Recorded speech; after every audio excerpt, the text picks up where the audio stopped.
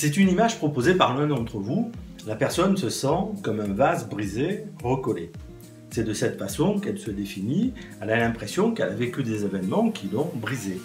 Et depuis, elle essaie de se reconstruire. En faisant son chemin de reconstruction, elle a abouti à cette version d'elle-même, une version d'elle-même qui prend la forme d'un objet qui a souffert et qui a été recollé, comme cela s'est présenté, et qui témoigne des accidents de sa vie. C'est ainsi qu'elle me parle d'elle et de ce qu'elle pense d'elle. Si je résume, cette personne a subi des moments particulièrement difficiles de la vie, comme beaucoup d'entre vous. Et elle s'est sentie marquée par ces événements, comme beaucoup d'entre vous. Et elle a l'impression que quelque chose s'est brisé en elle, comme beaucoup d'entre vous. Et elle pense qu'elle a recollé les morceaux, d'elle-même, pour continuer à vivre de la meilleure manière possible, comme beaucoup d'entre vous.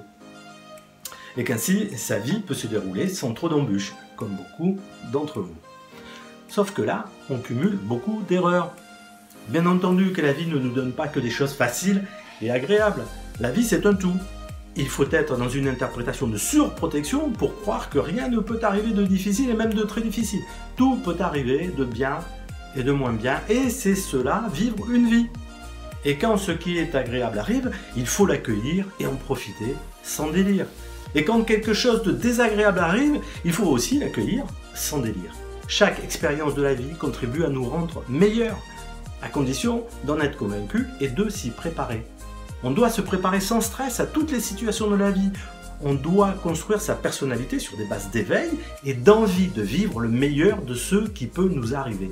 Nous qui parlons surtout de crise de la quarantaine, nous savons que cette période de la vie nous met dans une situation d'autant plus pénible que nous n'avons pas préparé notre liberté d'être depuis longtemps. Quand nous déclenchons des questionnements qui reposent sur nos incompréhensions anciennes non résolues, nous enclenchons souvent une réaction en chaîne à l'intérieur de nous et à l'extérieur. Et c'est à ce moment-là que vous pouvez vous sentir brisé et que vous essayez de recoller avec les moyens du bord les morceaux. Eh bien moi je ne suis pas d'accord avec cette image du vase brisé, recollé, dont on voit surtout les stigmates des accidents. Le plus beau des vases Ming ne vaut plus rien s'il est brisé et recollé. Et vous, vous n'êtes pas un vase Ming, vous êtes bien plus. D'abord parce que vous n'êtes pas un objet mais un être pensant qui détermine sa vie. Ensuite parce que quels que soient les événements de votre vie, vous n'êtes pas brisé ni recollé. Vous avez bien plus de valeur et bien plus de résistance que ce vase. Vous ne perdez pas votre valeur. Tout ce que vous êtes, personne ne peut vous en priver. Toute la valeur que vous avez reconnue ou soupçonnée en vous sera toujours là, prête à se révéler. Vous n'êtes pas comme un vase brisé. Cette image n'est pas celle qui convient. Prenez plutôt l'image d'une pierre précieuse inaltérable qui se sort de toutes les péripéties de la vie en brillant du même éclat. Malgré les blessures physiques et psychologiques, vous êtes toujours le même être complet.